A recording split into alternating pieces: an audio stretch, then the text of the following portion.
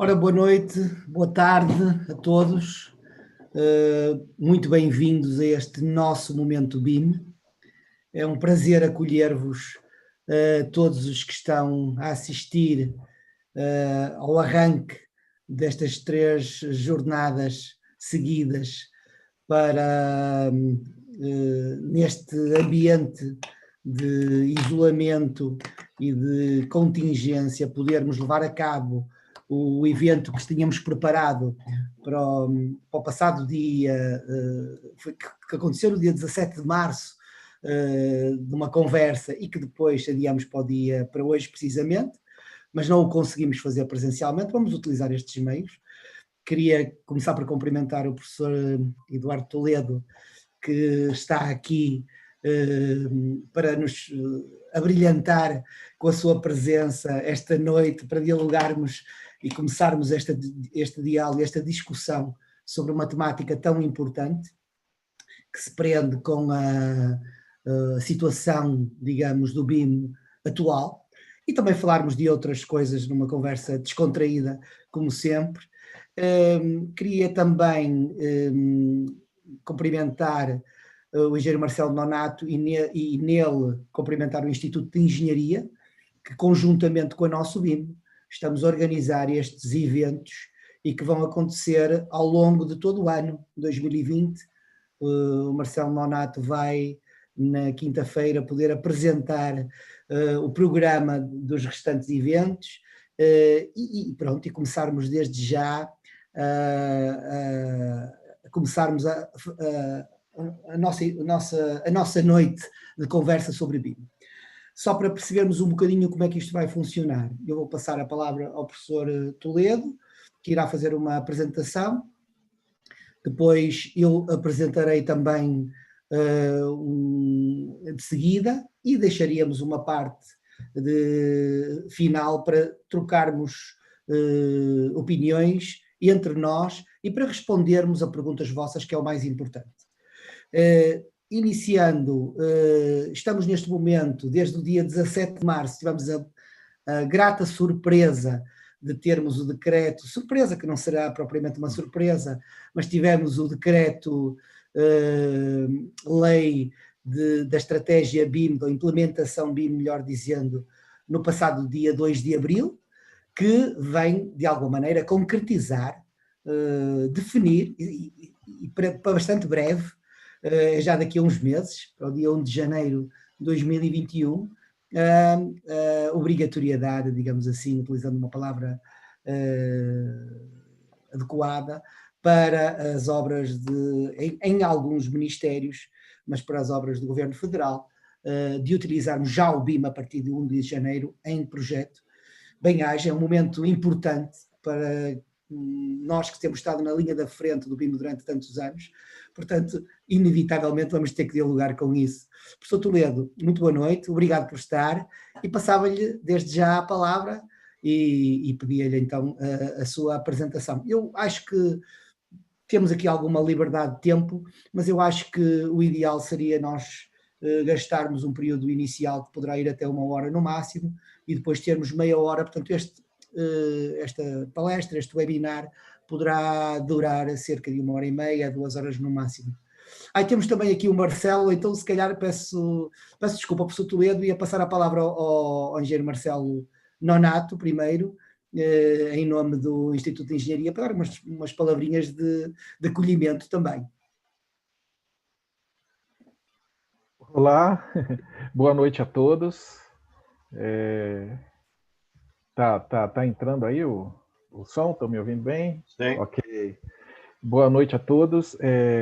Bom, Lino, estamos aí, estamos juntos. Eu vou hoje estar aqui tentando ajudar um pouquinho aí, verificando aqui as perguntas, né, que são feitas, aí eu vou passando a limpo aí, né? Tenho certeza que os questionamentos vão ser bastante construtivos. Eu estou também bastante animado aí com esse evento hoje, amanhã e quinta-feira eu vou estar aqui junto com vocês. Boa palestra aí. Muito obrigado. Professor Toledo. Então, boa noite, professor Lino. Boa noite, Marcelo.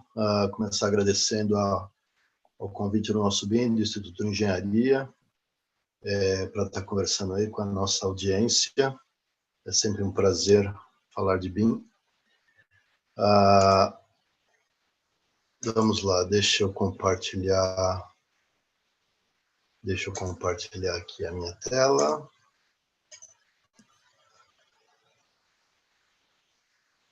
Já está. Estamos visualizando, muito bem. Então, vamos lá. Hoje eu vou falar de normalização BIM, né? Um tema que eu tenho facilidade, porque as atividades de normalização BIM no Brasil são desenvolvidas na CE 134 da BNT, né? O Comissão de Estudo Especial da Modelagem da Informação na Construção, na BNT.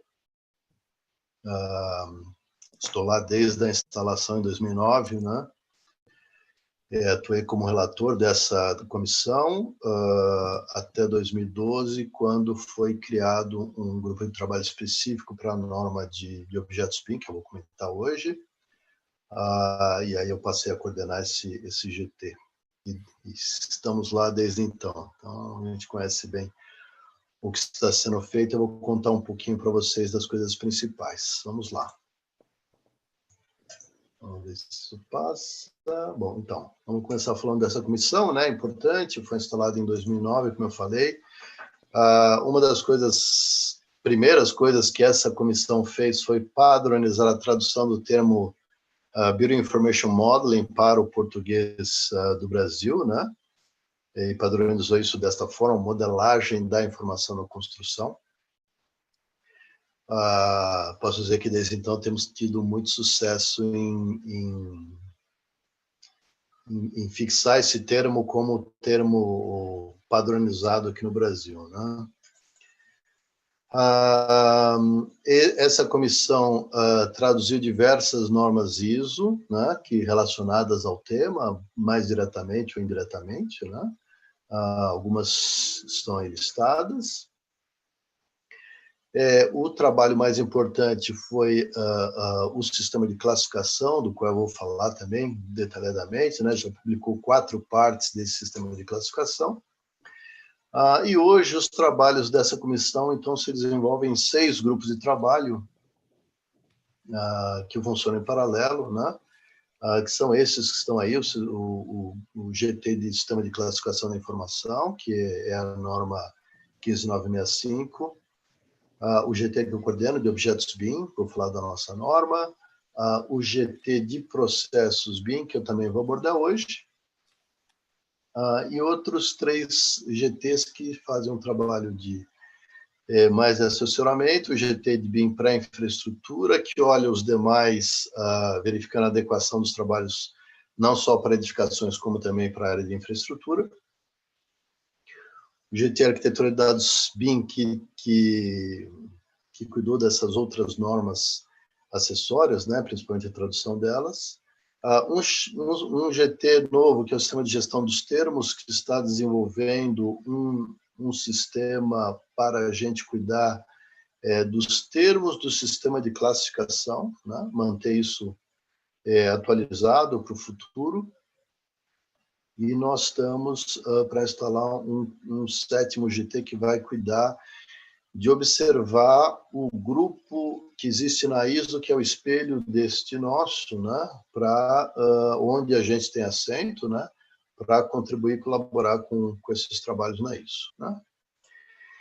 Então, como eu falei, hoje eu vou comentar com vocês as 3 principais ações de normalização em curso hoje, que são exatamente o sistema de classificação da informação da construção, a norma de requisitos de objeto e também a tradução da ISO 19650, que é a norma de processo BIM, né?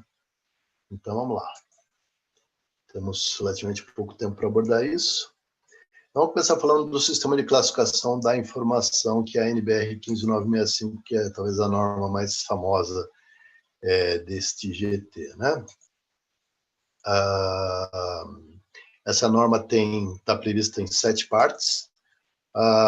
Em essência, o que é um sistema de classificação, né? Se a gente olhar o conteúdo da norma, né, o que a gente vai ver que são um conjunto bem grande de tabelas, no caso 15 tabelas, com duas colunas, uma de termos, né, e uma outra de códigos. Né? É isso, a norma praticamente inteira é só isso, né? Mas isso tem uma importância muito grande que eu vou tentar passar para vocês.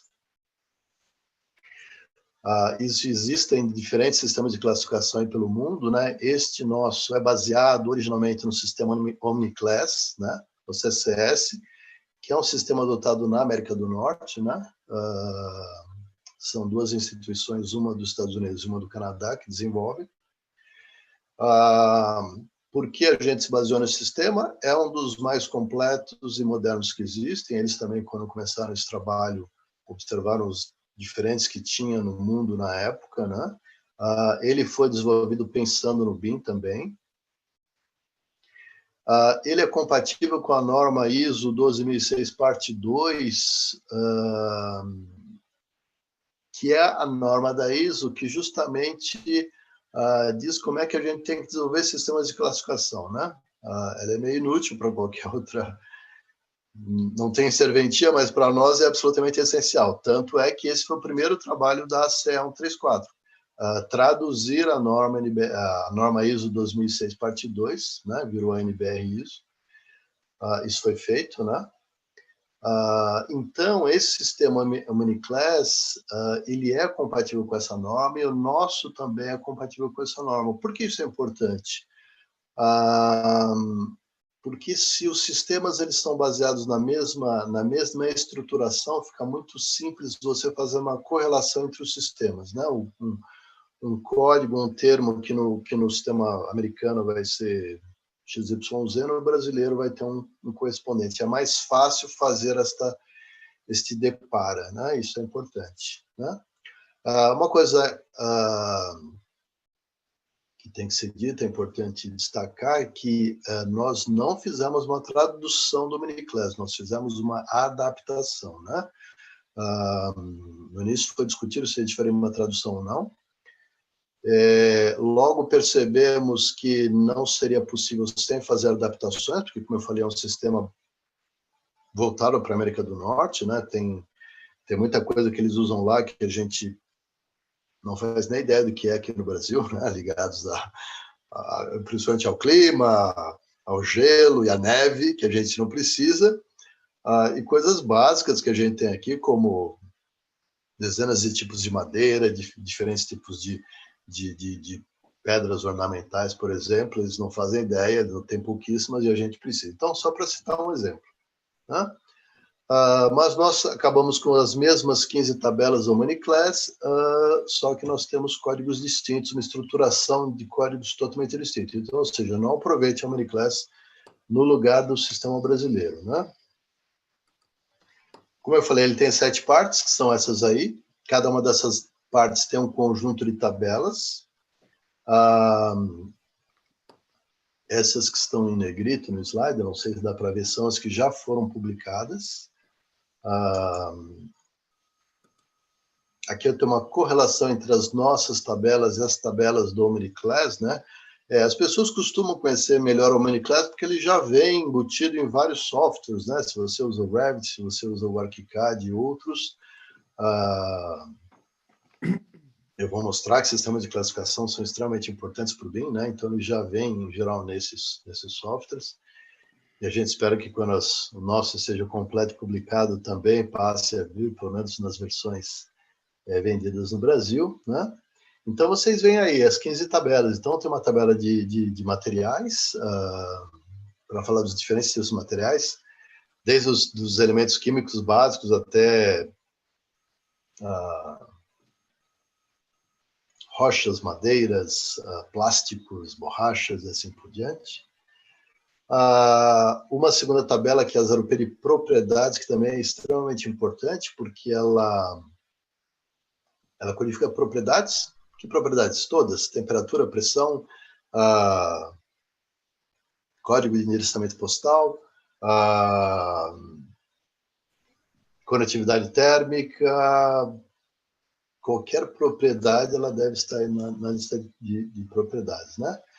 Aí assim por diante, uma tabela para as diferentes fases de execução do empreendimento, para os serviços, para disciplinas, para funções, e assim por diante. Então, algumas tabelas são bastante curtas, por exemplo, com 100 elementos, e algumas tabelas são extremamente longas, com quase 7.000 entradas, né? Então, isso varia muito.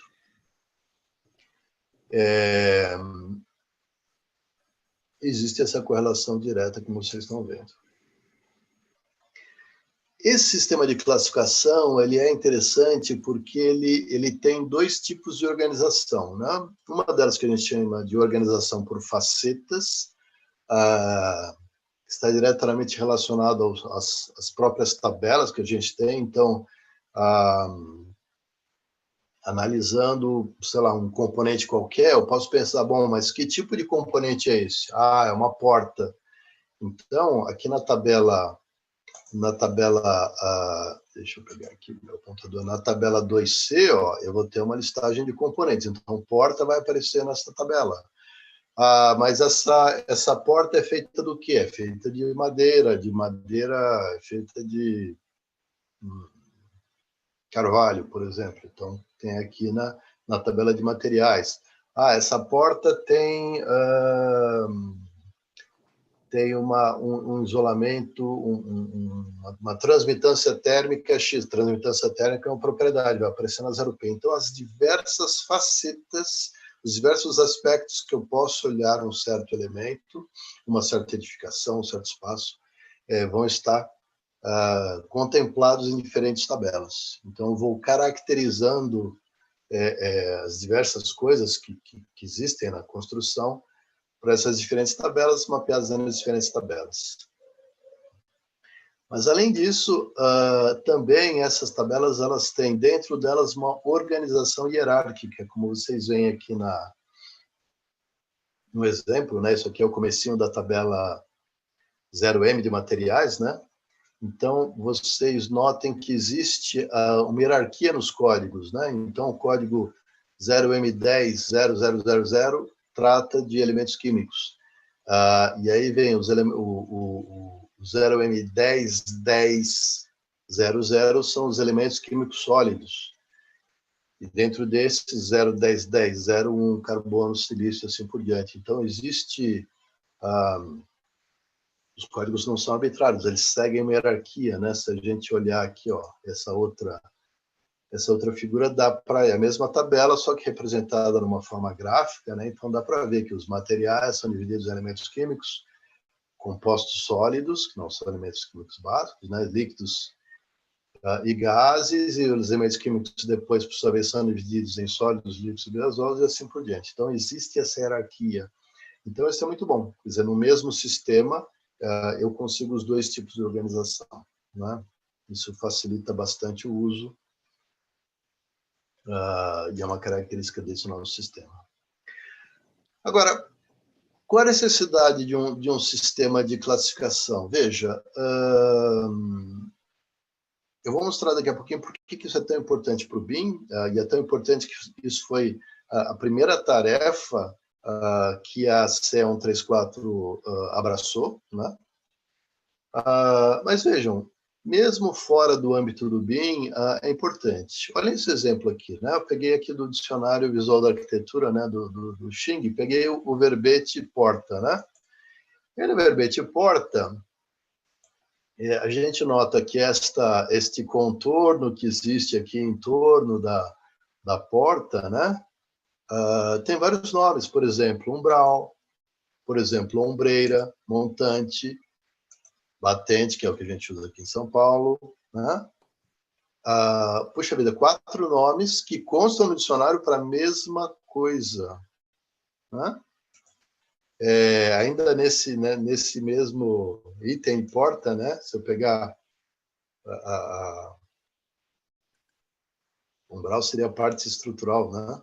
Mas eu tenho o acabamento, né? Que é chamado de esquadria, guarnição, moldura, alisar o professor Liro, provavelmente deve conhecer nomes portugueses para isso, que deve ser diferente desses todos. E eu já dei essa palestra no Rio Grande do Sul, onde alguém falou, aqui é outro nome, e tinha um carioca na plateia e falou, e no Rio é outro nome. Ou seja, complica, né? Se eu vou fazer um orçamento, se eu vou fazer uma especificação, se eu vou querer comprar um batente de porta, eu posso ter problemas se eu especificar os diferentes nomes, quer dizer, se o nome do vendedor, do catálogo do vendedor é diferente do nome que eu estou especificando, né? Mas quando a gente está trabalhando com pessoas, são as pessoas que interpretam, não tem problema. Eu ligo lá para falar, olha, vocês têm batente? Batente? Não, umbral. Umbral temos, sim, a gente vende umbral. Então, me vê dois aí, qual é o preço, as dimensões. A gente consegue, seres humanos conseguem negociar e resolver isso. Agora, se é um sistema computacional, para ele, umbral é uma coisa absolutamente distinta de batente, completamente diferente. Então, quando a gente entra num âmbito computacional, isso passa a ser extremamente importante, né? Então, tendo um sistema de classificação, a gente decide isso. Olha, batente, agora é a mesma coisa que 2C06100317, que esse é o código que tem para batente lá na tabela 0C de componentes, e o nome é batente, certo? Então, temos um nome padronizado para o Brasil inteiro, onde a gente se entende, né? Num sistema, quando a gente então vai falar do âmbito do BIM, quando a gente vai falar no âmbito do BIM, isso adquire uma importância muito maior, né? Eu costumo falar nas minhas palestras, nas minhas aulas, né? Sempre eu falo qual é a grande diferença que existe entre o BIM, vamos dizer, as ferramentas BIM e as ferramentas de CAD e 3D, né? Alguns me dizem, não, é paramétrico, porque o BIM é paramétrico. Não, eu tenho CAD 3D paramétrico também, para engenharia mecânica, e ele não é BIM. É porque ele tem propriedades associadas aos componentes. Também não é verdade que isso seja exclusivo do BIM, né? Eu posso ter atributos, eu tinha isso desde símbolos 2D lá no AutoCAD 10, eu já tinha isso. Então, não é isso que caracteriza. O que realmente caracteriza as ferramentas BIM, o que caracteriza o BIM, eu sempre digo, é a semântica associada aos objetos, ou seja, o significado dos objetos. Não é que eu, ser humano, olhe o modelo BIM e falo, isso aqui é uma porta. Isso eu consigo fazer numa planta em 2D. A importância é que o computador consegue reconhecer que aquilo é uma porta. E quando ele entende isso, ele passa a me ajudar, né? Então, veja, um sistema de classificação é super importante para o BIM, por quê? Porque ele permite ampliar a semântica do modelo, dar maior significado às coisas que estão no modelo. Mas eu tenho, por exemplo, o IFC, que me dá essa semântica. É verdade, mas o sistema de classificação ele desce mais baixo ainda, né? Não sei se o professor Lino vai falar de IFC hoje aqui, sim, mas um sistema de classificação me permite ir mais baixo ainda, quer dizer, detalhar coisas que a gente não tem condições de registrar tudo no IFC, porque fica um modelo muito grande, né? Então, ele amplia a semântica do modelo, quer dizer, faz o computador entender melhor o conteúdo das informações que estão no modelo. E eu quero destacar, né, que as pessoas às vezes não percebem, né? Não é só os tipos de objeto, essa é uma porta, uma janela, uma rampa, uma parede. É mais do que isso, as próprias propriedades também, né? A semântica está nas propriedades. Então, quando eu digo a temperatura de operação, que é um parâmetro, o computador entende o que significa aquele parâmetro, né? E se for um software, por exemplo, de análise energética, ele vai buscar aquele parâmetro dentro dos objetos, né? Não preciso dizer que é isso. Então, isso dá um poder gigantesco e nos auxilia muito. Então, e o sistema de classificação permite fazer isso, né? Então, isso é fundamental para a verificação automática de regras, por exemplo, e coisas tão básicas, elementares, por exemplo, eu tenho um banheiro que é acessível. Se o banheiro é acessível, então ele tem que ter uma área mínima de não sei quanto, a porta desse banheiro tem que ter uma largura maior para passar a cadeira de rodas, por exemplo. Ótimo, uma regra simples de verificar, mas como é que eu sei que aquilo é um banheiro? E que, portanto, está ligado a esta regra?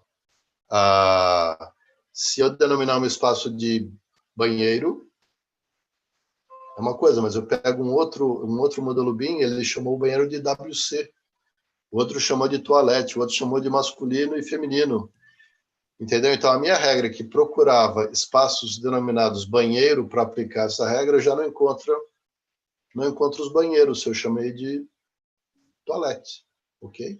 Agora, se eu colocar um código de classificação padronizado, usando a tabela de espaços, pronto, está resolvido. Eu faço uma regra só e vai funcionar para qualquer modelo BIM que eu receba. Né? Isso segue para análise, simulações, extração de quantidades, orçamentação. Então, é muito importante. Deixa eu avançar aqui.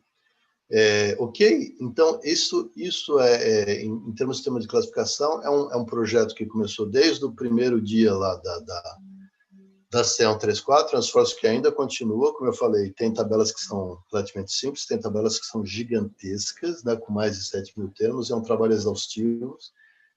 Eles abrangem inúmeros aspectos, né? A gente tem que ter especialista de todas as áreas, desde construções marítimas até coisas básicas, edificações simples, etc. Né? Então, é um trabalho grande que ainda está em desenvolvimento. Né? Muito bem. Vou falar do meu grupo de trabalho, que é o de objetos BIM. Esse grupo foi criado, a gente imaginava que ia fazer o sistema de classificação e depois partir para fazer a norma de objetos. Não deu para esperar, porque isso também é uma outra coisa muito importante. E o que é isso?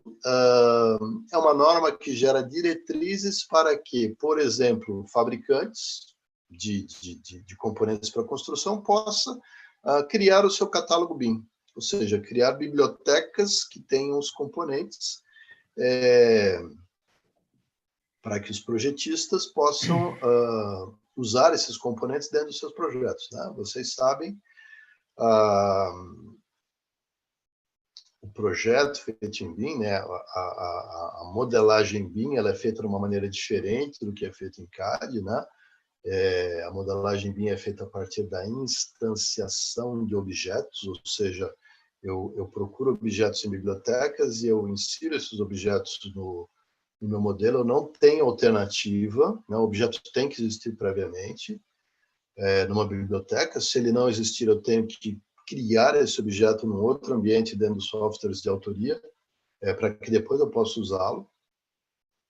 Ou seja, os objetos são absolutamente fundamentais para todo o processo BIM. Né? Então, essa norma procura dar uma orientação a quem cria esses objetos para que eles sejam feitos de maneira adequada, para que eles sejam úteis, para que eles sejam compatíveis, para que eles atendam às necessidades para que eles são desenvolvidos. Né?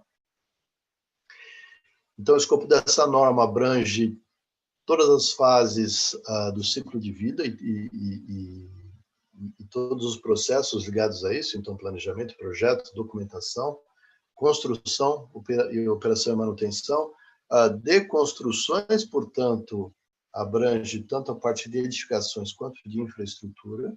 Né? E os tipos de objeto são aqueles envolvidos tanto em processos de concepção, vou detalhar isso daqui a pouquinho, quanto de uso do modelo.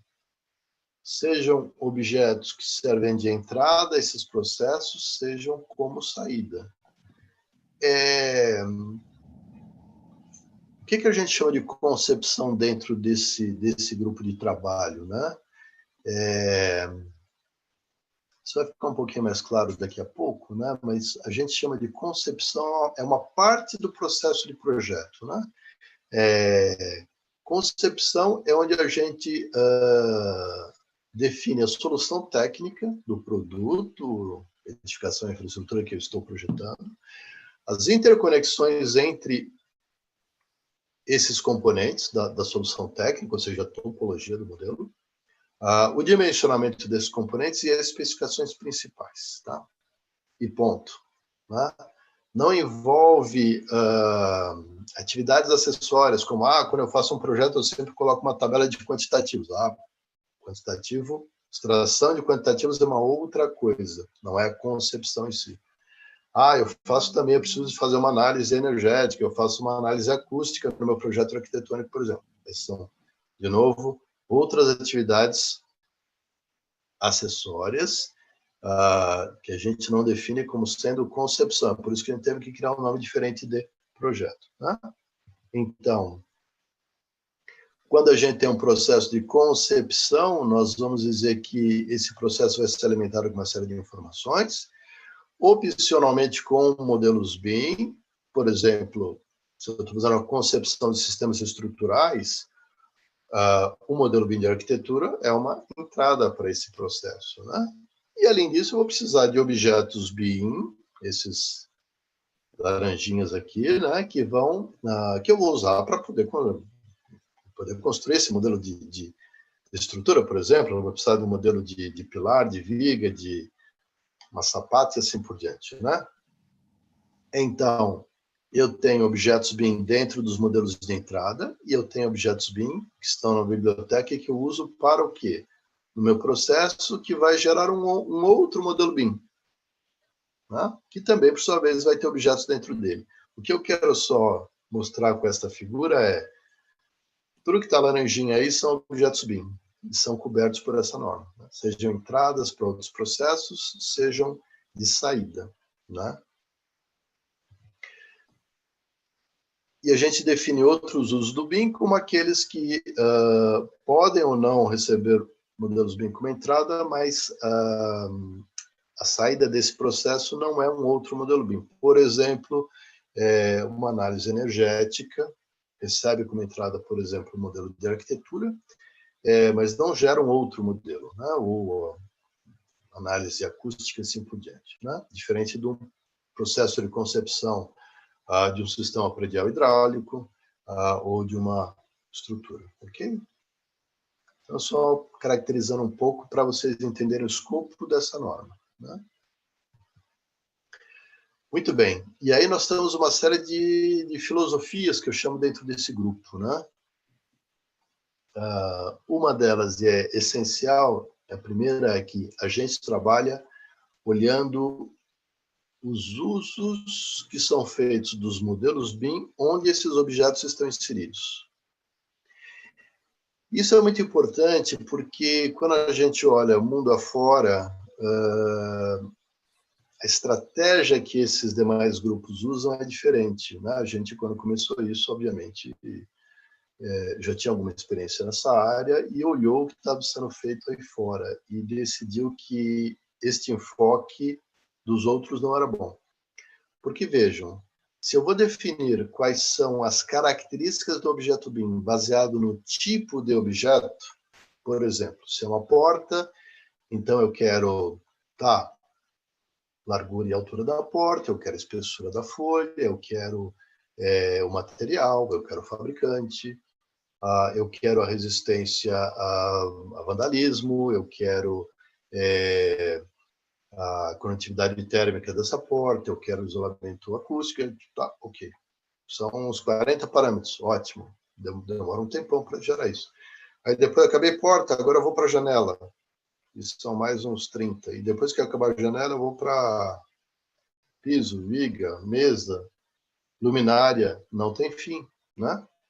Então a gente observou que todos os grupos que tentaram fazer dessa maneira, eles acabam desistindo, porque é muito grande. Eu cito aí dois, por exemplo, o SPI americano, que acabou em 2013, o BIM Hawk, que é uma iniciativa mais recente no Reino Unido, que também a TDC está estagnada. Ele parou com 44 itens. É a última vez que eu olhei. Então, não funciona. O que a gente faz? Eu não pergunto que tipo de objeto é, eu pergunto o que é que você quer fazer com este objeto quando ele for inserido no modelo BIM. Eu quero fazer análise energética com este modelo. Então o objeto vai ter que ter, por exemplo, se ele gerar calor, eu vou querer saber qual é a potência. Se ele for transparente, eu quero saber parâmetros ligados à transparência. Se ele for... ele conduz calor, claro, eu quero condutividade térmica e assim por diante, que são parâmetros que eu uso para aquele, que eu preciso para aquele uso, né? Os softwares de análise energética requerem, ok? Então, e se for, eu quero fazer uma análise estrutural, então eu quero, se for um elemento estrutural, um pilar, uma viga, eu quero saber a resistência do concreto, e assim por diante, né? Então, a gente sempre evita nessa norma perguntar ou dizer, se for uma porta, então não tem porta. Você pode até dizer, olha, se for um elemento que conecta dois ambientes, então é preciso de tal parâmetro. Isso, né? Eu não vou dizer que é uma porta. Se eu começar a falar de portas, tem infinitos tipos, né? Então, o que acontece? Nós temos que definir usos de BIM, usos do modelo BIM, né? Então, nós selecionamos, né, atualmente estamos em 18 usos diferentes, 18 usos principais, que são esses que estão aí. Eu codifiquei em cores, mais ou menos para vocês entenderem o estágio em que cada um desses usos estão. Na verdade, cada uso desse define uma parte diferente da norma, portanto, é uma norma em 19 partes, é uma parte geral, mais 18 partes ligadas, cada uma delas a um uso distinto.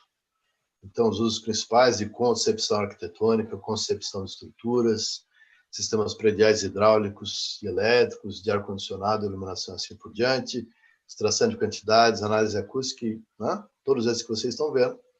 Alguns já foram finalizados, outros estão praticamente finalizados, alguns estão em desenvolvimento, outros nem começaram. É um trabalho longo.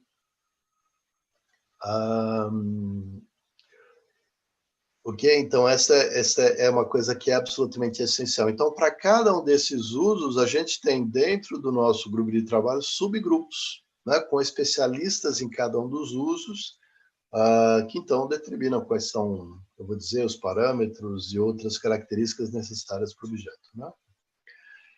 Outra filosofia básica que a gente tem é a especificação desse objeto é dada em termos do IFC, mais especificamente o IFC 4. Né? Ou seja, a gente não diz, olha, um objeto em formato do Revit, por exemplo, ponto .rbt, tem que ser assim, assim, assim. A gente não diz isso. Até porque, né, existem dezenas de software de autoria. A gente diz o seguinte, olha, um objeto, quando exportado no formato IFC, ele tem essas e essas características, né? Dependendo do uso que você queira. Então, a norma toda é baseada em IFC e a gente vai dizer o seguinte, olha, se você construir um objeto do Revit, um objeto do ArchiCAD ou do Vectorworks ou de qualquer outro tipo de software e exportá-lo em IFC, e o objeto exportado em IFC obedecer essa norma, nós vamos dizer que o seu objeto nativo em formato nativo também obedece à norma. Tá? O que a gente padroniza nessa norma em relação aos objetos? Nível de detalhamento geométrico necessário para cada uso, né? Seguindo o exemplo aí de uma norma inglesa, nós estabelecemos três níveis de detalhe geométrico, nível esquemático de coordenação e de visualização. Né? Nós especificamos, aí tem sim os parâmetros das especificações, né? As propriedades que eu tenho associado ao objeto. E para isso nós dizemos se o parâmetro é obrigatório ou não. Dizemos o nome padrão desse parâmetro, se ele já não for nativo do software, ou seja, se não existir um parâmetro que tem aquele significado no software, então você deve criar um parâmetro, o nome é obrigatoriamente é especificado na norma, na verdade vai estar lá naquela tabela 0P, né, do sistema de classificação. Nós especificamos como é que é o mapeamento desses parâmetros para o IFC4, né? E a gente especifica se é obrigatório esse parâmetro já vir preenchido ou não, o valor dele já vir preenchido ou não. Né? Representações 2D. Então, nós temos dois níveis de representação, símbolos simples e símbolos detalhados. Nós especificamos a nomenclatura dos nomes dos arquivos e das classes, né, das famílias de objetos. E, finalmente, especificamos a respeito de conectores, né, alguns conectores, por exemplo, em componentes hidráulicos, elétricos, os conectores são absolutamente fundamentais. E a gente, então, dá informações sobre isso. Tá? Ok? Eu estou preocupado com o nosso tempo aqui. Eu vou correr, professor Lino. Fique tranquilo. Estamos descontraídos. Então, esse é um overview geral dessa nossa norma, né? Vocês viram, eu vou voltar aqui na nossa lista de usos, né? Então, como eu falei, são 19 partes. A parte número 1 vai trazer a terminologia e aspectos gerais e vai dizer algumas características que todo objeto deve ter, independente do uso que for feito do modelo onde ele está inserido, né? Todos devem obedecer aquilo. E depois, cada fabricante vai decidir que partes da norma ele quer obedecer. Então, obviamente, um fabricante de uma conexão hidráulica, ou de uma bomba hidráulica, é claro que ele quer obedecer a parte, no caso ali vai ser a parte 4 da norma, né? Concepção de sistemas prediais hidráulicos. Claro que ele quer, porque ele tem que atender o público dele, que é o projetista de hidráulica. É uma bomba, bom, ela é ligada no sistema elétrico, então talvez ele queira obedecer também a parte 5 que fala de sistemas prediais elétricos. Talvez ele queira obedecer a parte 10 que fala de extração de quantidades, porque ele quer que aquele componente seja extraído do modelo e listado numa especificação, no orçamento. Então, cada um vai especificar isso. Né? Será que ele está interessado, por exemplo, em análise energética, possivelmente? Mas o fabricante de... Mas ele, por exemplo, concepção do sistema de iluminação, bom, a bomba não tem nada a ver com isso, ele não vai obedecer essa parte da norma. Ou ele pode até obedecer e verificar que tudo que é pedido naquela norma não exige nada do tipo de componente que ele fabrica. Então, ele vai obedecer sem fazer nada. Então, isso é importante também mencionar, né? Porque aqui nós vamos ter alguns, por exemplo, análise de sustentabilidade, é um tipo de uso que requer uma quantidade gigantesca de parâmetros, né? Que eu, de repente, posso não querer obedecer. Então, vamos seguir aqui, gente, e falar, então, do terceiro norma importante que está sendo desenvolvida, na verdade, a tradução de uma norma ISO relativamente recente, que é a NBR, a ISO 19650, né? Talvez a norma de BIM mais famosa agora, né? Talvez depois da norma do IFC seja essa, né? Que está sendo adotada no mundo inteiro. Então, nós também estamos fazendo isso aqui no Brasil. E por que é uma norma importante? Porque ela descreve como é que tem que ser o processo de gerenciamento da informação num processo BIM, né? No empreendimento que adote o processo BIM. Então, por isso que ela é tão importante e tão necessária, né? Então, o objetivo desse grupo de trabalho é traduzir as normas, as duas partes da norma que já estão publicadas pela ISO, a parte 1 e 2. A parte 1 fala de conceitos e princípios, e a parte 2 ela é focada na fase desde o início do ciclo de vida, do estudo de viabilidade, do empreendimento, até a entrega da obra, né? Essa é a parte 2. E a parte 3 vai falar de operação da edificação, né? Voltada a Facilities Management, não está pronta ainda essa norma na ISO, então isso é um trabalho para depois. E a outra coisa importante é que essa norma ISO ela prevê que em cada país você vai ter, além da norma, traduzido ou não, você ainda vai ter um anexo nacional, ou seja, um anexo à norma que vai detalhar detalhes ou detalhar aspectos que são específicos de um certo país. Por exemplo, sistema de classificação. Então, no Brasil, a gente não vai adotar uma Uniclass. Na Inglaterra, eles adotam a Uniclass, por exemplo. Né? Uniclass 2 agora. Não é o sistema brasileiro, ele não se adequa ao Brasil. Então, no Brasil, nós vamos adotar o quê? NBR 15965. Então, uma série de detalhes que a gente vai ter que especificar e a norma prevê isso. Né?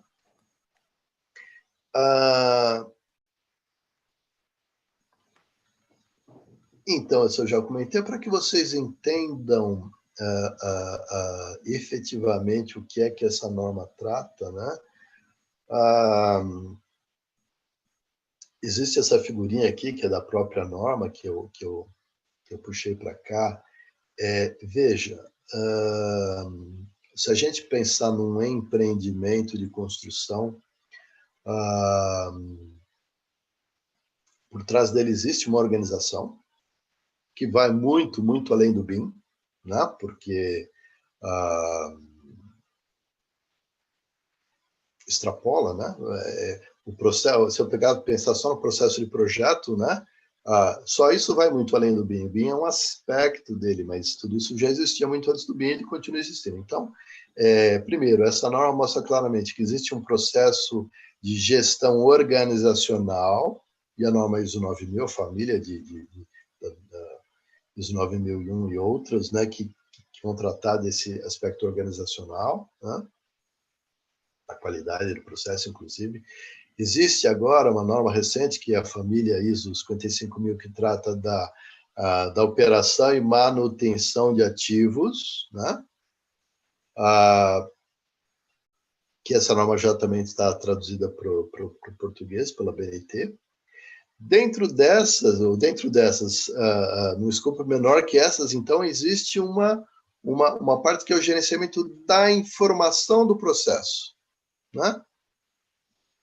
Então, vai ser 19650, a família de normas 19650. No ciclo de vida completo, existe uma fase que ele chama aqui de delivery phase, que é a fase em que eu inicio todo o processo do empreendimento, que vai envolver uma licitação para fazer o projeto, depois uma licitação para fazer a obra e assim por diante. Então, vai desse ponto até a entrega do edifício. E daí para frente tem toda uma fase operacional. Então, esse quadradinho azul que vocês estão vendo aqui é a parte da ISO 19650, parte 2. Né? A parte branca aqui vai ser abordada pela parte 3, tá certo? Então, vejam, um pedacinho de todo o ciclo de vida e de toda uma coisa muito maior que é a gestão de informações. Tá? Então, para que vocês tenham uma ideia disso, né, como é que está estruturada este processo dentro da 19650, sempre pensando que é o processo de gerenciamento da informação, não é do projeto, não é do empreendimento, é só da informação ligada ao projeto. Né? Então, ele define 8 grandes etapas. Né? Começa com avaliação e necessidades de informação. Né? Esse é o passo 1. Depois tem a geração de convite para licitação. Que informações eu tenho que colocar aqui? Depois, quando eu recebo propostas, que informação tem que ter nas propostas sobre as informações? Ok? Na fase de contratação, o que eu tenho que especificar? Tudo isso ligado ao BIM. Mobilização, produção da informação em si, entrega do modelo de informação, ou seja, a produção efetiva do modelo BIM, e depois a etapa de encerramento. Ok? Então, tudo isso está previsto na norma. Vou abrir aqui para vocês terem uma pequena amostra de como é que é o nível de detalhe que tem dentro dessa norma, mostrando esse primeiro item, avaliação e necessidade. Né? Ele é aberto em 8 subprocessos, né? 8 tarefas, digamos assim. Então, aqui eu vou passar muito rapidamente. Então, a primeira coisa é designar os papéis de gerenciamento da informação no empreendimento. Então, a norma prevê, existe uma série de funções dentro de um empreendimento, que são ligadas a gerenciamento de informação. BIM Manager, BIM Coordinator, Information Manager. Então, a primeira coisa, a norma diz, você tem que dizer quem é que vai executar cada uma dessas funções. Claro, pode ser a mesma pessoa que vai, em geral é o caso, vai desempenhar várias dessas funções, você tem que dizer claramente quem é. Depois, definir requisitos de informação no empreendimento. Isso são requisitos do cliente. O cliente tem uma série de necessidades, ele vai precisar de uma série de informações que vão ter que chegar para ele. E ele vai dizer que informações são essas. Por quê? Porque ele quer desenvolver vários usos, né? Seja de BIM ou não. Né? 1.3, definir as datas marco de entrega de informações. Ou seja, eu preciso dessa informação e quando eu preciso ter essa informação. Ele precisa definir tudo isso porque quem vai oferecer uma proposta precisa levar tudo isso em conta. Porque dependendo do que você quer, eu vou precisar de certos profissionais, vou precisar inserir certas informações no modelo, né? Vou precisar modelar de uma tal maneira, com um certo nível de detalhe, que eu posso ter ou não ter. Mas se você está pedindo, eu vou ter que ter, portanto, isso vai ter um custo e vai influenciar a minha proposta, né? E assim por diante. Métodos e procedimentos, padrões de informação que eu vou adotar no meu empreendimento, dizer de onde vão vir as informações de referência, porque eu passo uma série de informações para quem vai projetar, por exemplo, para quem vai construir. Definir o CDE, que é o Common Data Environment, o ambiente comum de dados, né, como a gente está traduzindo para o português, que é esse ambiente eletrônico, em geral na nuvem, que vai armazenar toda essa massa de informações. Tá? Definir o protocolo de informações do projeto, como as informações vão ser efetivamente trocadas. Então, para vocês verem, né, daquelas 8 caixinhas, eu abri aqui uma delas, e cada uma delas abre em N aspectos, então é uma norma bastante detalhada. Tá? Falando um pouquinho do CDE, que é um aspecto que está sendo bastante comentado, né, o Common Data Environment, para vocês terem uma ideia. Hoje a gente tem vários ambientes desse tipo disponíveis, as pessoas estão acostumadas a usar esse tipo de ambiente mesmo que não seja para o BIM, né, onde em geral ficam os arquivos do projeto, e os arquivos são gerenciados de uma maneira maior, mais ou menos rigorosa. Então, a ISO 19650 ele estabelece que esses não são só arquivos, não, são o que ele chama de containers, né? Qualquer tipo de elemento que eu possa nomear individualmente. Então, isso pode chegar ao nível de um objeto BIM, ok? Então, pode ser um trabalho em progresso, alguma coisa que vai estar numa área que é do projetista, que ele não liberou para outros, ok? Mas vai estar lá no ambiente online, não acessível para outros, né? A partir de uma série de verificações, checagens e aprovação, esse objeto, esse arquivo passa, esse modelo passa para um outro status, que é o de compartilhado. Então, aí, nesse momento, ele pode ser outros projetistas, por exemplo, podem ter acesso a esse modelo e usá-lo para desenvolver os seus próprios modelos, os seus próprios projetos, né? Depois de um processo de revisão, aprovação e autorização, eles vão para o estado de publicado, onde, por exemplo, eles podem ser usados para fazer um detalhamento, ou seja, aquilo já é definitivo, em princípio não sofrerá novas mudanças, eu posso começar um trabalho de detalhamento em cima disso, sem risco grande, pelo menos.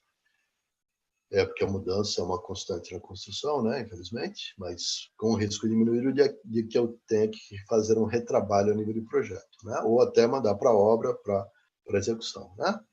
E um quarto status aqui, que é o de arquivo, né, foi usado, é uma versão antiga, foi arquivado. Então, vejam, a norma, a 19650, ela estabelece que eu preciso ter associado a esses elementos esses níveis. E nem todo ambiente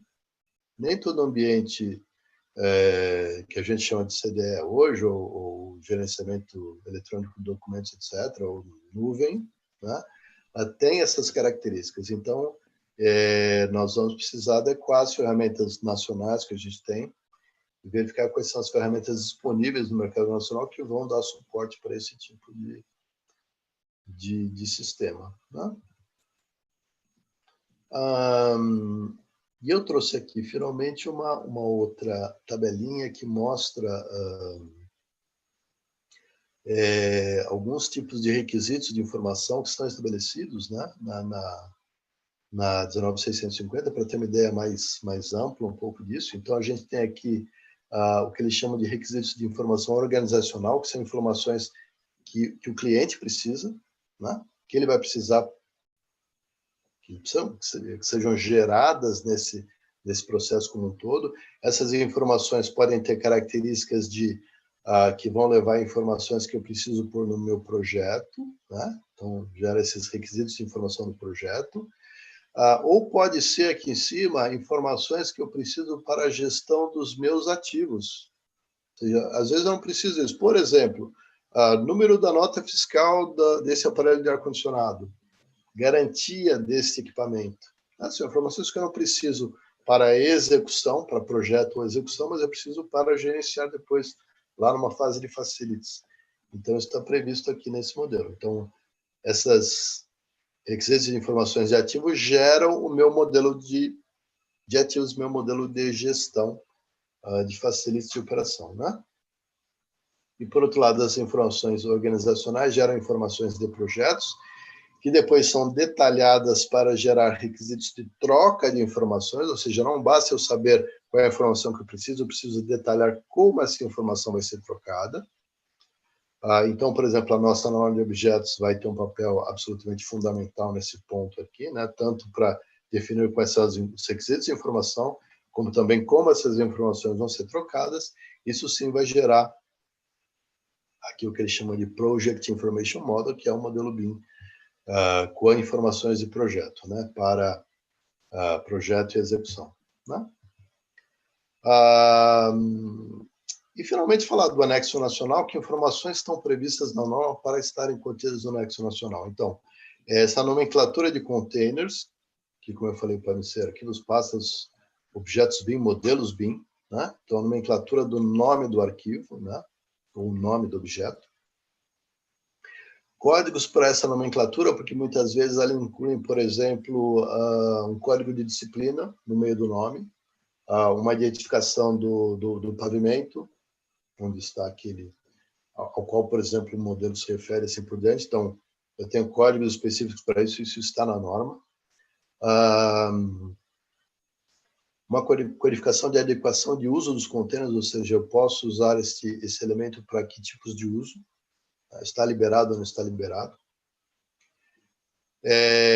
Uma codificação de revisões, o sistema de classificação vai ser usado, a codificação de estado dos containers, que são aqueles 4 que a gente falou, mas eu posso ter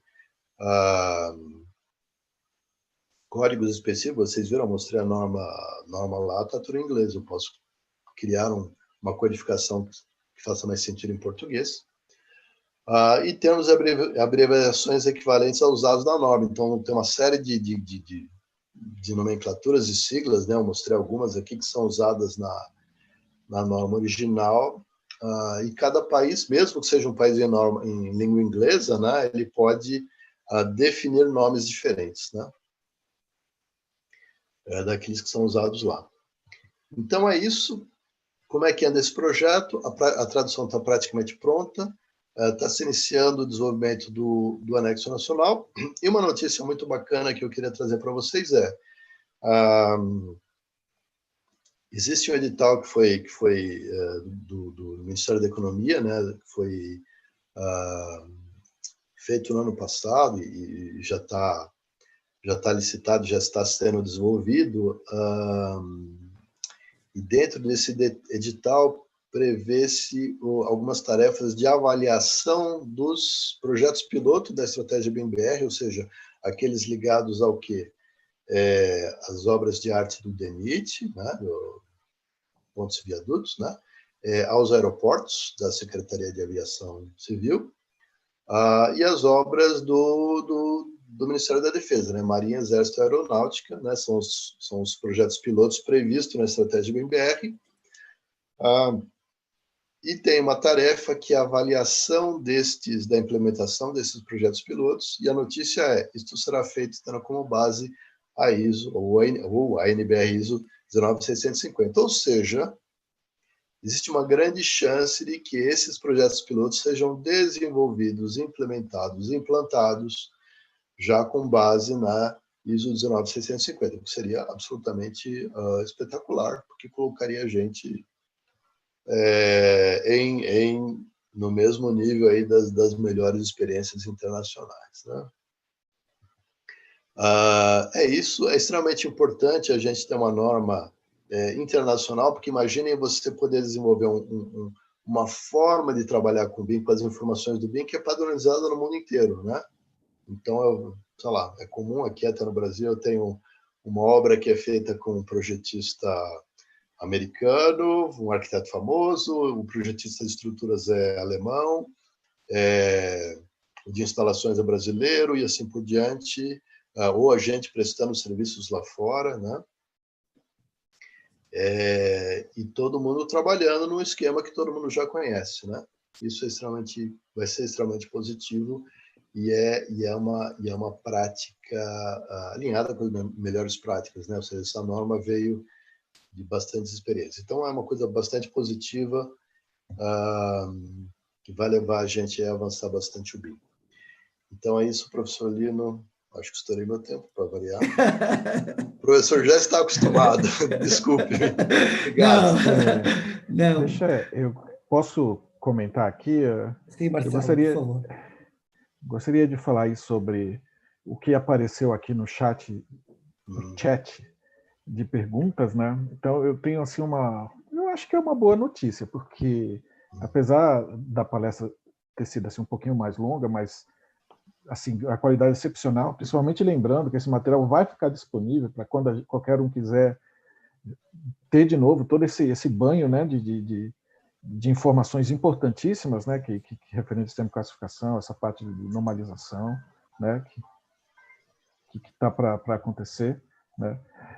Foram feitas algumas perguntas e nós tivemos alguns colaboradores interessantes aí.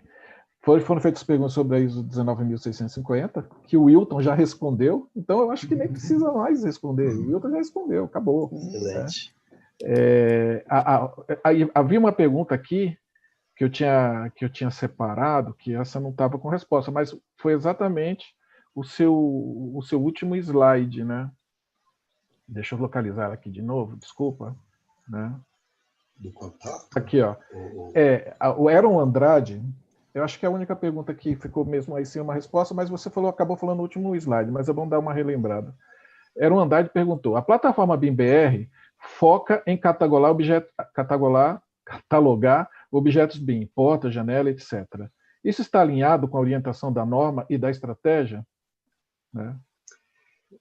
Então, respondendo rapidamente, aqui eu estou falando da estratégia BIM-BR, claro, a plataforma BIM é ele deve estar se referindo especificamente à Biblioteca Nacional BIM, que é um dos componentes da plataforma BIM. Eu também acho que é isso aí mesmo. Que é um dos elementos da estratégia BIM-BR. Então, nós procuramos, dentro do possível, alinhar as duas coisas, né? Existem elementos que não estão contemplados, né? Mas fica difícil, porque a norma de objetos não saiu ainda. Então, imaginar que... Né, e a biblioteca já está no ar e tem mais de 1000 objetos, então eles precisavam ter isso antes. Até onde a gente conseguiu está alinhado, né? Mas eu posso dizer hoje que nem tudo está. Mas é fácil voltar a isso. Ok. Lino, está com você. Tá, obrigado, Marcelo. Obrigado, professor Toledo. Eu, antes de mais, eu queria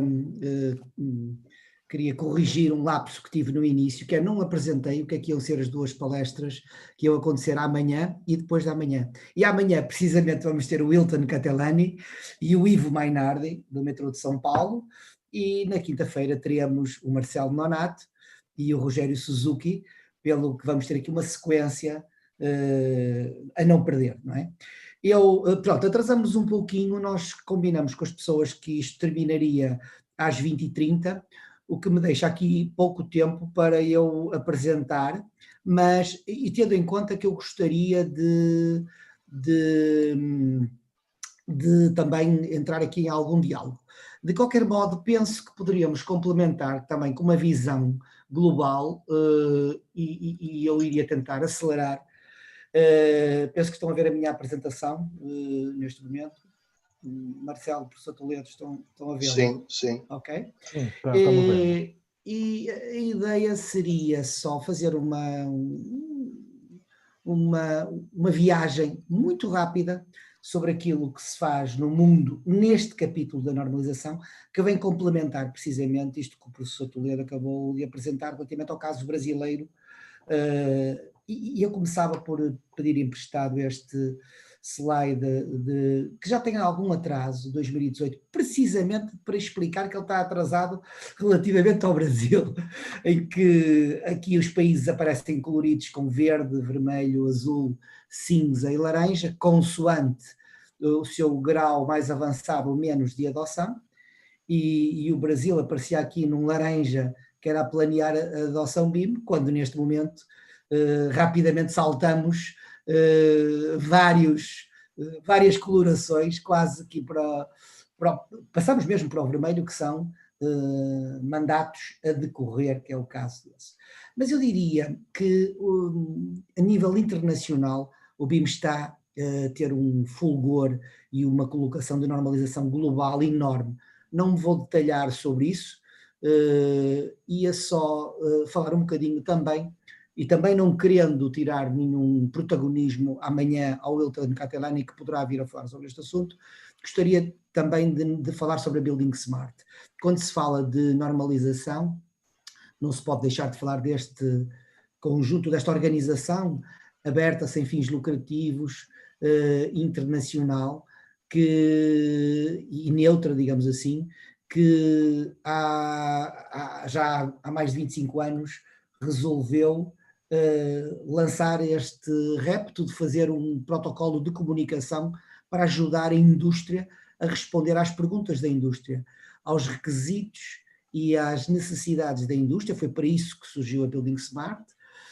A Building Smart interliga-se com os produtores de software, portanto, recorreu aos produtores de software, para os produtores de software providenciarem essas soluções. Portanto, os programas do utilizador, os user programs, os programas de normalização, standard programs, e os programas de compliance, portanto, estes programas de certificação, de qualificação, é aquilo que a Building Smart acaba por responder em termos deste ecossistema que está dividido muito em utilizadores, programas e certificação. A Building Smart está organizada por salas, digamos, com dois grandes grupos. Um grupo de utilizadores, focado nos requisitos, focado nas soluções, com pessoas que precisam de utilizar no seu dia-a-dia. Está neste momento organizado nestas 4 salas, aeroportos, construção, uma sala de regulamentos e também de trem. E, por outro lado, uma área mais técnica, mais ligada ao IT, mais ligada ao software, digamos, e que tem uma área da construção dos produtos, técnica e de infraestruturas. Portanto, são dois mundos diferentes, um que diz o que é que necessita e outro que procura responder àquilo que ele necessita.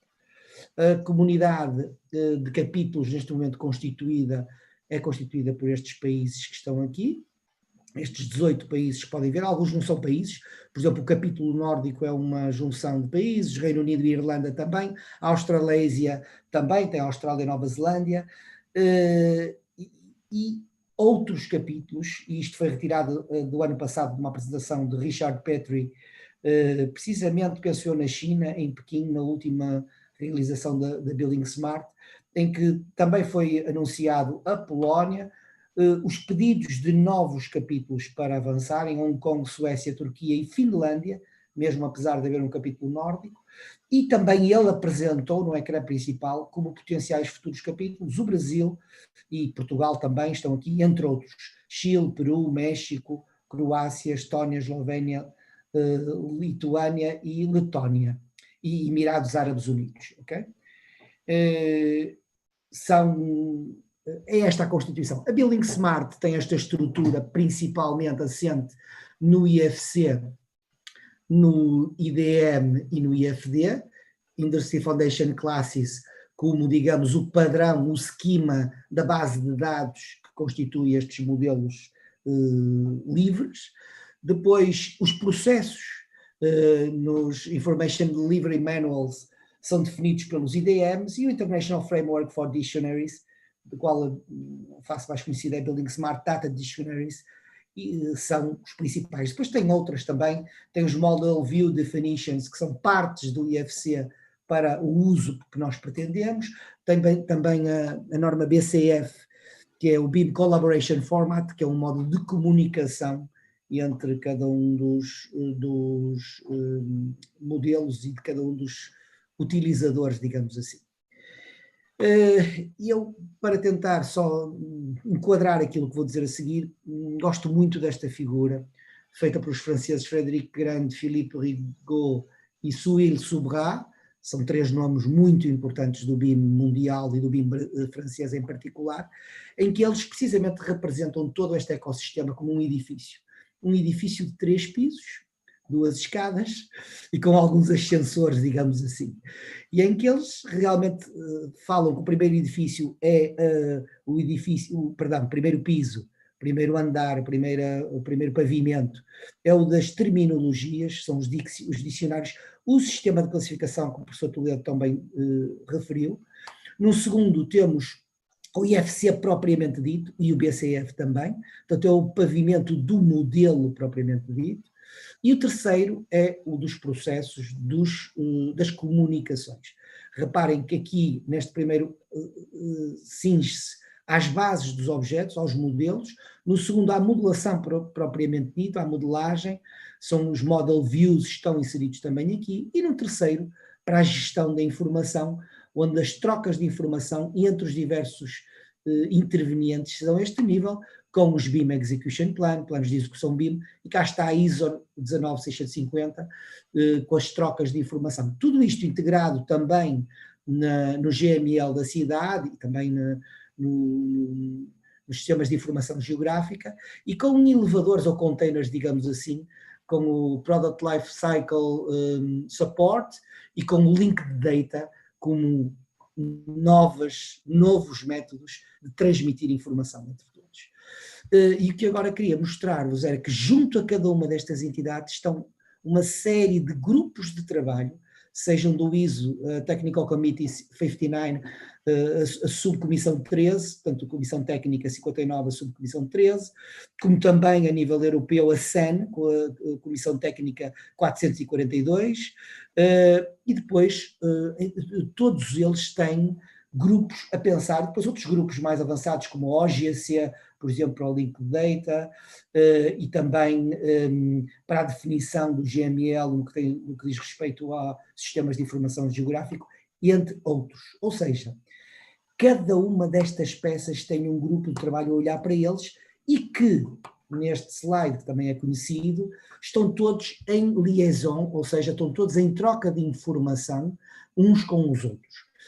A Building Smart Internacional, que está posicionada neste ponto, está realmente a desenvolver os seus trabalhos de definição do IFC com base numa comissão técnica que desenvolveu a linguagem STEP de programação do IFC.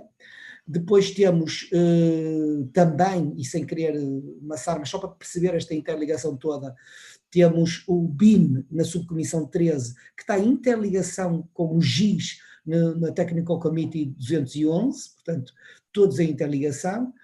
O CEN também tem uma comissão espelho, digamos, do GIS e uma comissão espelho, digamos, do BIM, que por sua vez é gerida pela Comissão Europeia e até pelo BIM Task Group europeu. Portanto, há aqui o Open Geospatial Consortium, que também está ao nível da Building Smart. Reparem que há aqui uma grande quantidade a nível internacional de entidades que estão aqui interligadas.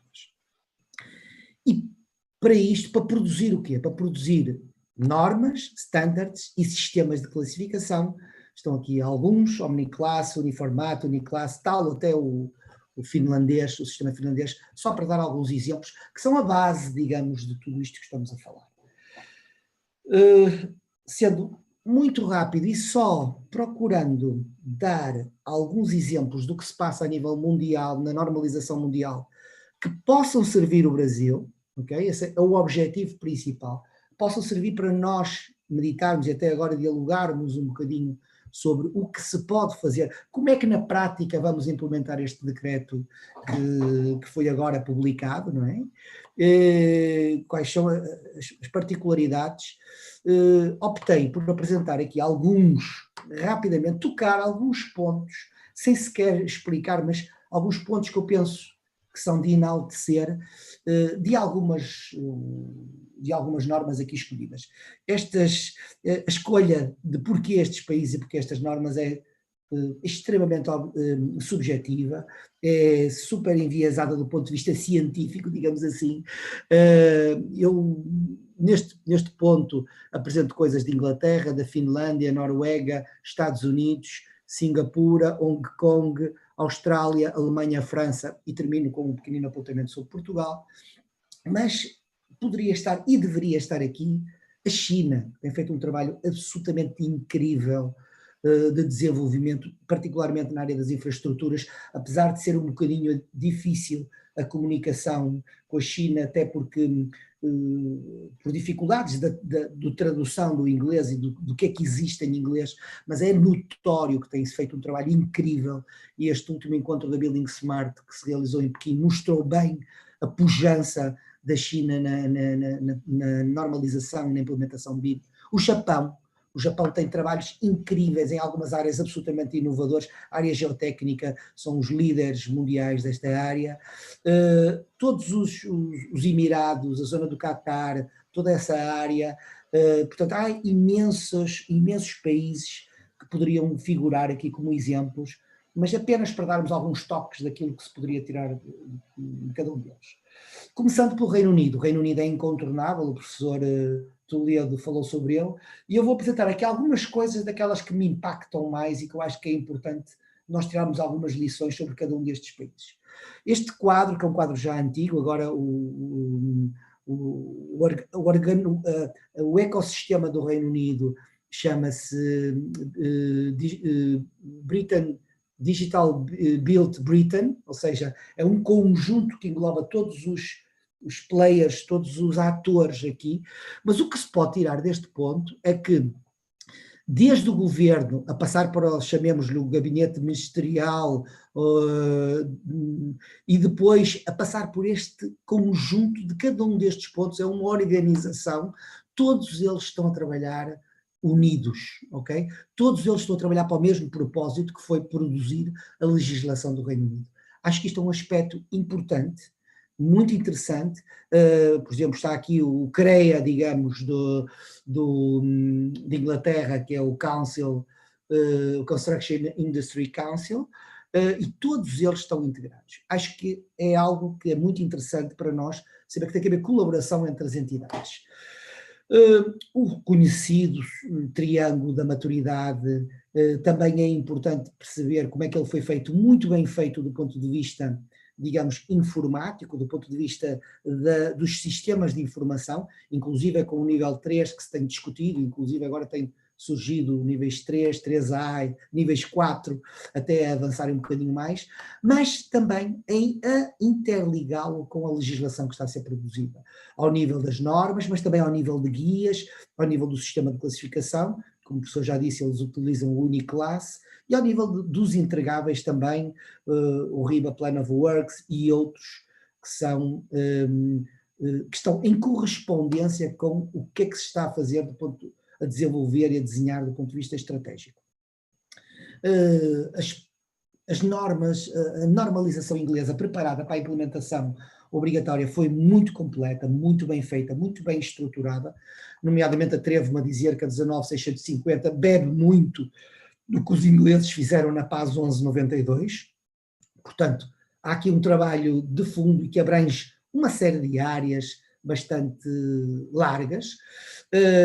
Este esquema é incontornável, um esquema que está muito bem feito, que começa pela estratégia, começa por se, no momento do investimento, perguntar, o cliente diz o que é que quer, com o Employers Information Requirements, depois pergunta aos fornecedores de BIM como é que vocês estão prontos para me entregar aquilo que eu quero, como é que me entregam aquilo que eu quero, com o BIM Execution Plan, que diz precisamente como é que eu vou entregar esse BIM para responder às tuas necessidades.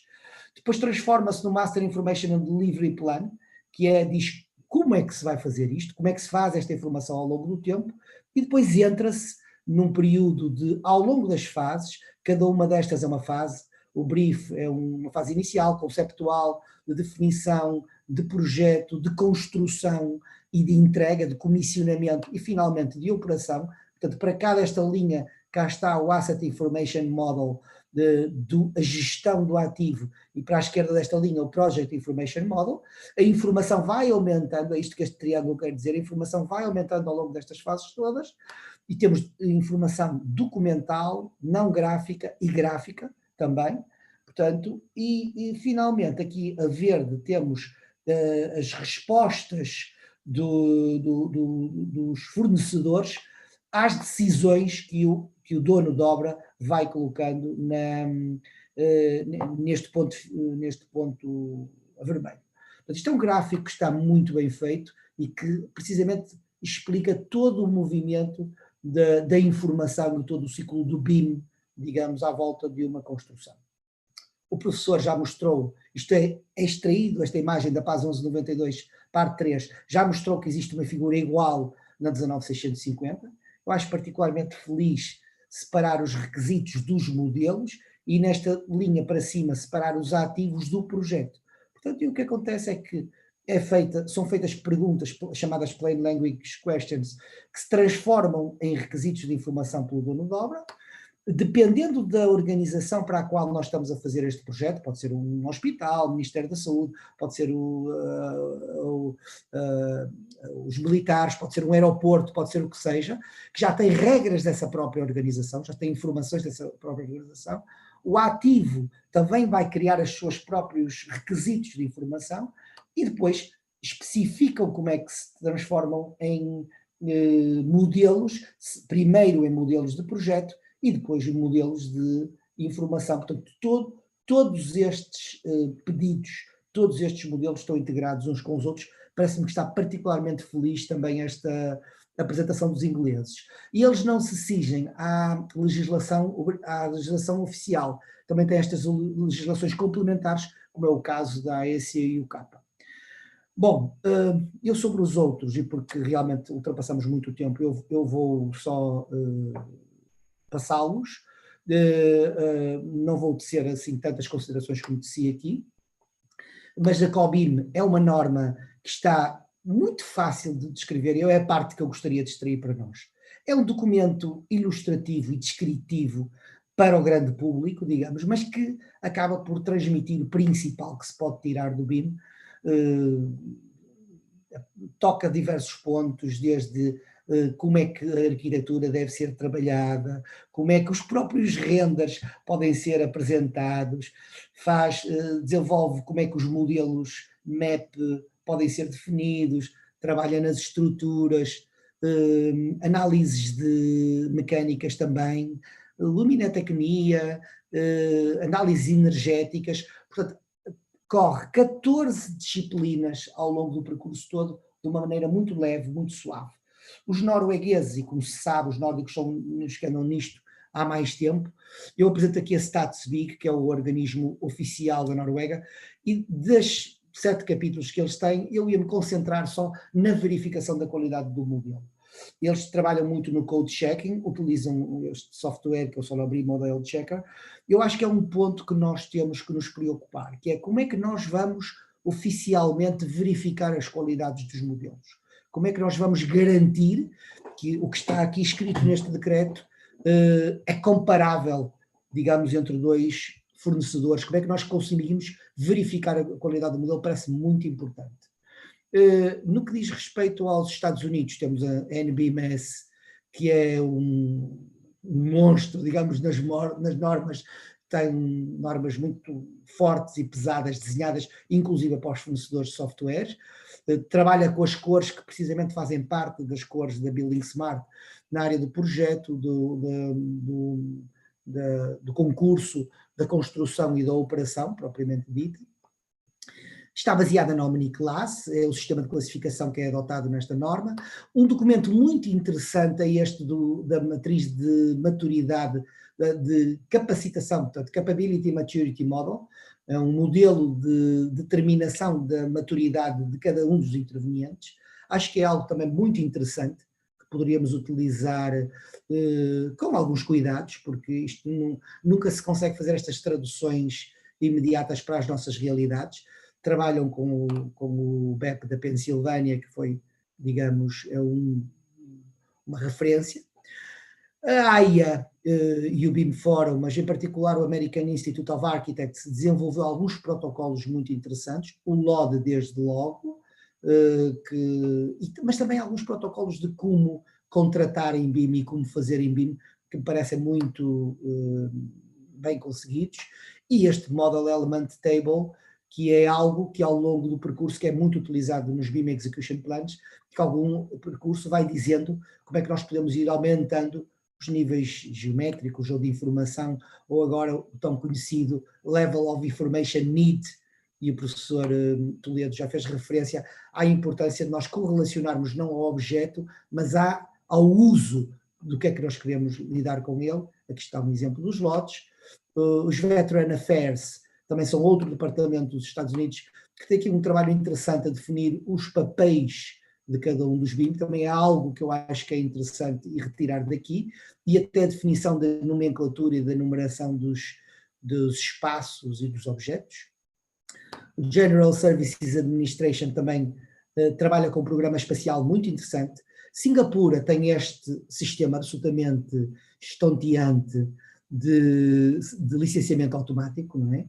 É um sistema muito, muito útil e que se chama CoreNet e que automaticamente faz uma verificação do modelo, que é explicado também por eles como é que ele se pode fazer, explica dentro de Singapura. Estes trabalhos de Singapura é um trabalho muito bem feito, um trabalho muito bem desenvolvido e está preparado inclusive para diversos softwares. Depois Hong Kong também tem um bom programa, os australianos baseiam-se muito no que é feito nos Estados Unidos, mas também bem. E agora na Europa, eu trago aqui dois principais players, são os grandes gigantes da Europa, a Alemanha, que lançou o seu plano Bauen pelo Ministério dos Transportes, que está a fazer um trabalho muito concertado, muito assertivo. Digamos que o IFC teve as bases dele na Alemanha. Thomas Liebig é um dos grandes desenvolvedores deste conceito, e agora estou a fazer um trabalho atempado, ponderado, muito forte. Isso vê-se no desempenho que eles têm na Comissão de Normalização na TC 442 da CEN.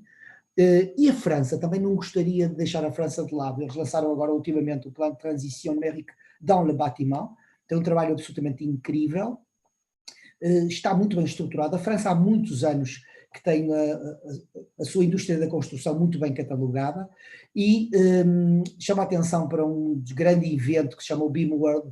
O BIM World acontece entre Paris e a Alemanha, em Munique, transita na primavera em Paris e no outono em Munique. Agora com a Covid foi adiado para o outono. É uma feira muito interessante onde acontecem as grandes novidades de BIM.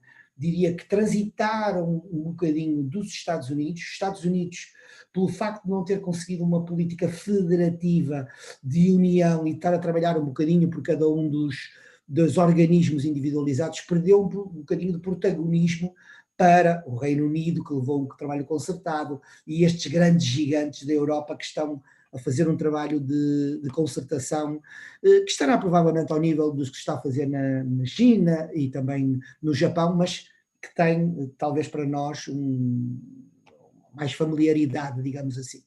Em Portugal, tem uma Comissão Técnica de Normalização 197, que tem feito coisas muito interessantes, ainda não tem o aval do governo, como tem o Brasil, mas tem um trabalho de draft feito num guia de contratação BIM, que é tão importante, que é como contratar em BIM, o que é que nós precisamos para contratar e como fazer, modelos de avaliação, os requisitos habituais, que não é mais que compilações de coisas que são feitas no global, mas está em português, é um bom trabalho, um trabalho que merece a pena, bem como um plano de execução BIM também em língua portuguesa, que eu acho que merece a pena referência, e estamos a fazer um trabalho de tentativa de criação do capítulo nacional, tal como o Brasil, como já foi elencado.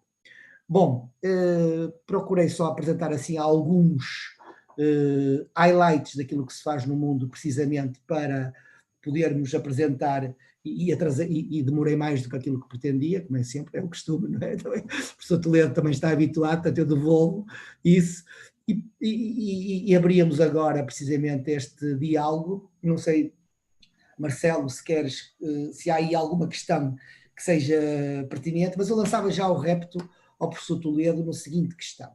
Muito bem apresentou na NBR e na definição da norma, e eu chamo-me a atenção que o decreto define já para 1 de janeiro 4, digamos, usos, não é? Em algumas disciplinas, para alguns ministérios, e há aqui 2 usos, um é as interferências físicas, o chamado Clash Detection, e outro é a geração da documentação gráfica, que precisamente estamos ainda por iniciar os trabalhos nestas 2 áreas. A minha pergunta é, como é que nós poderemos compatibilizar uma coisa com a outra? Acha que até lá conseguimos ter algumas indicações sobre como seguir neste capítulo, ou será deixado ao critério de cada um dos cadernos de encargos, digamos assim, e de cada uma das dos concursos, a maneira de sistematizar esses requisitos? Olha, Lino, então, esses usos estão listados porque, obviamente, são os usos básicos, essenciais de BIM, mas eu creio que eles vão ser muito simples, né? Comparado com os outros que a gente tem desenvolvido, porque a parte de detecção de interferências, nível geométrico, detalhamento geométrico tem que ser nível de coordenação, como o próprio nome já diz, e a parte de geração de documentação, nós vamos ficar... nós não podemos, nessa norma, dizer exatamente como tem que ser, digamos, a simbologia, claro. Porque existem normas de cada uma das claro. Áreas, nem caberia a esse GT, e muito menos numa norma única, mas é mais para especificação de...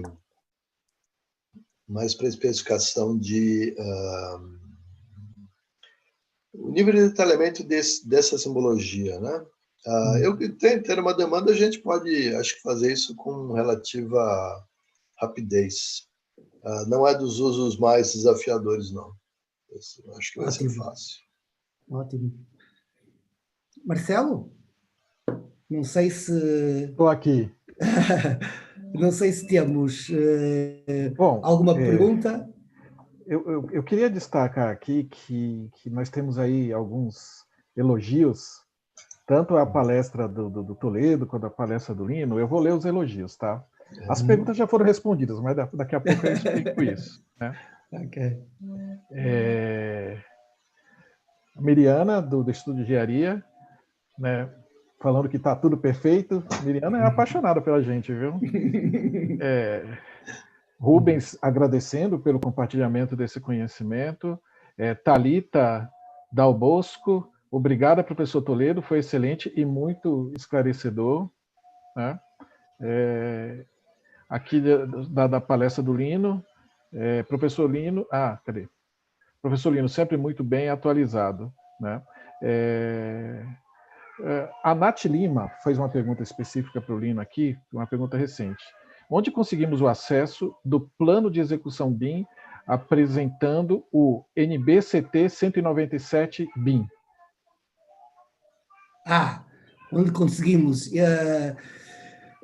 O melhor é entrar em contacto comigo porque o plano não está ainda aprovado para nível público, portanto está em discussão interna dentro de uma comissão de especialização e o professor António Aguiar Costa, que é o presidente da Comissão Técnica de Normalização, ainda não está disponibilizado do ponto de vista público, mas com certeza, por favor, entre em contacto comigo e poderíamos compartilhar a informação que temos dentro do grupo de utilização de especialistas, digamos assim, porque eu penso que é um trabalho muito interessante e que já existem alguns fóruns, trabalho desenvolvido sobre isso. Claro que é uma primeira abordagem do que é um plano de execução BIM, mas uma abordagem bastante honesta, uma abordagem simplificada. Eu penso que no momento que estamos, um momento de transição em que estamos a evoluir todos os dias, são importantes estes guias que orientem as pessoas que estão a começar, para começarem a ter realmente regras. E é melhor um plano de execução BIM simplificado do que não ter nenhuma regra, nenhuma orientação. Com isto, não fiquem a julgar que o plano está assim tão simples como isso. Vão ter de certeza, para utilizar, vão ter de certeza que cortar algumas partes que não serão adotáveis ao princípio. Mas a resposta é muito obrigado pela pergunta. A Nath já emendou agora, Lino. Você falou que pode te procurar, ela quer saber como é que te encontra aí, como é que ela faz. Basta ir ao LinkedIn e procurar. Vai no LinkedIn, é isso aí. Bota uma pergunta no LinkedIn. Já está, LinkedIn, e encontra José Carlos Lino fácil, ok? José Carlos Lino, olha aí, pronto. Okay? Fechado. Eu queria fazer aqui, houve algumas, a gente está um pouquinho, eu não sei, Lino, se vale a pena a gente se estender muito, porque já está no limite, né? A previsão iria até as 8h30, mas eu quero fazer uma consideração. Foram feitas algumas perguntas para o Toledo, referente ao ambiente comum de dados, né? Também teve perguntas referente se a norma... Cadê? Opa, desculpa. Se a norma 1197, é isso? É substituída pela 19650. E aí nós temos aqui um consultor muito luxuoso respondendo as perguntas. O Leonardo Aquarone respondeu tudo para a gente. Então, eu achei ótimo. Um abraço para o Leonardo. Sim. Eu achei ótimo. Esse chat aqui tá fácil de responder. Deixa eu ver se tem mais alguma coisa. Tem uma questão aqui que eu acho que é uma que vale a pena ter um destaque sobre a 19650, e pode ser respondida por qualquer um dos dois. Deixa eu achar aqui. Ó. Se a norma, né, eu vou ler exatamente como foi feito. Uma pergunta feita pelo Leandro Hayek. Sobre o CDE, né, o Common Data Environment, a norma definirá quais as plataformas ou quais os requisitos necessários que atendam? Já possuímos esses sistemas em vigor? A pergunta é se a norma já diz qual é o sistema que é para usar. Né? Não, obviamente não, né? Não se pode citar nenhum tipo de software, mas ela diz de uma maneira bastante indireta, né? Não fala de recursos específicos, mas ela dá essas diretrizes, por exemplo, de classificação do estado desses objetos, desses arquivos, desses modelos. Então, é importante, é fundamental que a plataforma tenha suporte a essa informação para esses objetos. Né? Nem todos têm, porque, claro, uma coisa específica era da 1192 e agora migrou para 19650. A gente sabe, eu não vou citar nomes aqui de produtos, né? A gente sabe que existem já plataformas que suportam isso, né? Nem todos. A resposta do Leonardo aqui, vou ler para vocês, para essa questão. É para o Leandro Hayek. A ISO 19650 não lista produtos comerciais. Ela define que um CDE precisa oferecer no mínimo, o mínimo, né? No mínimo, o que precisa ser oferecido no mínimo. Exemplo de CDE. Aí ele deu alguns exemplos aqui. Eu não vou fazer propaganda, mas está lá no chat. Vocês podem ler para ver alguns exemplos. É legal. A resposta aqui. Agradeço muito. porque o próprio público que está presente está aqui ajudando. É bastante ótimo. Ajuda Isso significa que o nosso nível de maturidade, precisamente, já está bastante diferente do que se esta palestra acontecesse há 5 anos atrás. E isso dá-nos, em particular, a mim e ao professor Toledo, que temos responsabilidade na formação e na educação de profissionais, e que esta norma vem específica, este decreto-lei vem especificamente mencionar isso, a obrigatoriedade de nós medirmos a formação e de ter profissionais capacitados, e eu também não falei sobre isso, mas já falei noutras apresentações, de que, por exemplo, há a decorrer um processo de certificação profissional pela Building Smart Internacional, que é uma coisa muito simples, muito iniciática, mas é não sei se é por aí o caminho que deveremos levar, mas pelo menos uma avaliação das competências profissionais de cada um, isso penso que é importante para nós podermos ter um público cada vez mais competente e a responder como estão a fazer, Marcelo. Obrigado ao Leonardo e a todos os outros que estão a participar tão ativamente neste evento. Não sei se... É isso aí. Tá, eu acho que tem mais elogios aqui, mas aí eu vou ficar o resto da noite dando os elogios aí. Estou bastante contente com isso. Não, eu só... Pronto, não, penso que iríamos concluir, então estamos 10 minutos atrasados, mas penso que valeu a pena. Queria agradecer mais uma vez ao professor Toledo por este brilhante arranque do nosso Momento BIM, que vamos ter agora sistematicamente. A nosso BIM e o Instituto de Engenharia vão apresentar num programa ao longo de todo o ano webinars, conversas, apresentações, surpresas. Temos algumas surpresas preparadas, surpresas de alto nível, digamos assim, e que vamos deixar precisamente no ar. Só deixo esta escusam de vir ao LinkedIn perguntar o que é que são, porque eu não vou responder, não é? E dizer que estejam cá amanhã, à mesma hora, às 19 horas, para assistir ao Hilton Catalani e ao Yves Mainardi, e vamos ter aqui outra conversa interessantíssima e outras apresentações interessantíssimas, e na quinta-feira, precisamente, o Marcelo Nonato com o Rogério Suzuki, para terminar esta jornada que tende a ilustrar e a complementar aquilo que veio criar este lançamento do decreto, no decreto da implementação da estratégia BIM-BR, e que tão oportuno é. Professor Toledo, queria-lhe passar a palavra só para se despedir e agradecer mais uma vez, e depois terminava então o Marcelo, despedia-se de todos. Fico feliz de ver essa reação no chat, as pessoas perguntando e entendendo o que estão falando. Isso permite que a gente possa, né, Lino, sair daquelas palestras introdutórias, o que é BIM, etc., e poder ir para temas um pouco mais sofisticados, como a gente fez hoje. Isso é extremamente positivo, mostra realmente o nível de amadurecimento. Parabenizar o Instituto de Engenharia pela iniciativa que está apoiando bastante o BIM agora, né? E ao nosso BIM também por essa série.